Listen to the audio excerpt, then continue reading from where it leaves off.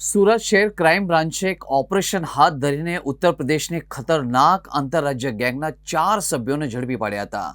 આ ગેંગ ખાસ કરીને મોટા શહેરોમાં મની એક્શનની દુકાનોમાં ઘરફોડ ચોરી કરવાના માહેર હતી.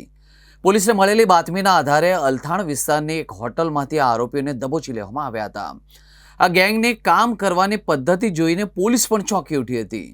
આરોપીઓ કોઈપણ નવા શહેરમાં જઈને સૌપ્રથમ ગૂગલ સર્ચ એન્જિન પર મની એક્શન નિયર મી સર્ચ કરતા હતા અને તેમને ખબર હતી કે આવી દુકાનોમાં મોટી માત્રામાં રોકડ રકમ ઉપલબ્ધ હોય છે. ગૂગલ દ્વારા લોકેશન મેળવી તેઓ દિવસ દરમિયાન રેકી કરતા હતા અને રાત્રે ચોરીને અંજામ આપતા હતા. આ ગેંગ તાજેતરમાં જ તમિલનાડુમાં ચેન્નાઈમાં ચોરી કરીને ટ્રેન મારફતે સુરત આવી હતી. તેઓ સુરતમાં પણ મની એક્શનની ઓફિસો ગૂગલ પર સર્ચ કરીને તેની તોડવાની ફિરકમાં હતા. જોકે સુરત પોલીસની સતર્કતાના કારણે તેઓ કોઈ ગુનાઓને અંજામ આપે એ પહેલા જ હોટલ અલથાણ રૂમમાંથી તેઓ પકડાઈ ગયા હતા.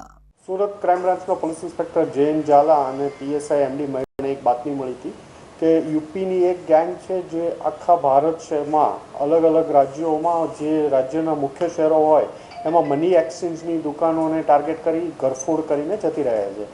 એક રાજ્યમાં કામ કર્યા પછી હજારો કિલોમીટરનું અંતર કાપી અન્ય રાજ્યોમાં જઈ આ ગેંગ કામ કરતી હોય છે અને સ્પેશિયલ ગૂગલથી સર્ચ કરી મની એક્સચેન્જની દુકાન ટાર્ગેટ કરે છે. કેશના હિસાબથી કે ત્યાં કેશ જ મળશે આ ટાર્ગેટ કરીને આ ઘરફોડો કરતી હોય છે. આ ઇન્ફોર્મેશનના આધારે ક્રાઇમ બ્રાન્ચના પીએ જૈન ઝાલા અને પીએસઆઈ એમડી મહિડાએ 4 માણસોને અલથાણમાં એક હોટલમાંથી રિંકુ ચૌહાણ, યોગેશ ઠાકુર, જોગેન્દ્ર રાજપૂત અને અભિષેક ઠાકુર નાને પકડવામાં આવ્યા છે. એમની પાસેથી મોબાઈલ, કેશ વગેરે બરામદ કરવામાં આવ્યા છે. એમની પૂછપરછ કરતાં ખબર પડી કે અહીંયા સુરતમાં પણ એને ગૂગલ સર્ચ કરી અને ટાર્ગેટ કરતા હતા. અલગ અલગ વિસ્તારોમાં મની એક્સચેન્જની દુકાનોને સર્ચ કરેલું છે અને એમને ટાર્ગેટ કરતા હતા ઘરફોડ કરવા માટે. એ લોકો અહીંયા આવ્યા એ પહેલાં એ ચેન્નાઈમાં તામિલનાડુના ચેન્નાઈમાં એ ઘરફોડ કરીને આવ્યા છે. ત્યાં અલગ અલગ 3 દુકાનોમાં ઘરફોડ કરી છે. એ પહેલાં ત્યાંથી હૈદરાબાદ, સિકંદરાબાદમાં પણ એ લોકો ત્યાં ઘરફોડ કરીને આવ્યા છે અને મૂળ આ લોકો દિલ્હીના રહેવાસી છે. રિંકુસિંહ ઉપર 10થી વધુ ઓફેન્સ દાખલ થયેલા છે અને અન્ય બીજા આરોપીઓ જે છે એમના ઉપર પણ ઓફેન્સ જોગેન્દ્ર ઉપર 2 ઓફેન્સ છે, અભિષેક ઉપર 1 છે.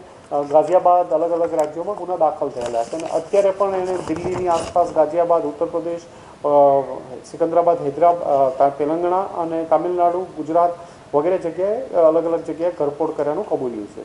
આ લોકોની પૂછપરછ કરી વધુ તપાસ આ લોકોની ચાલુ છે.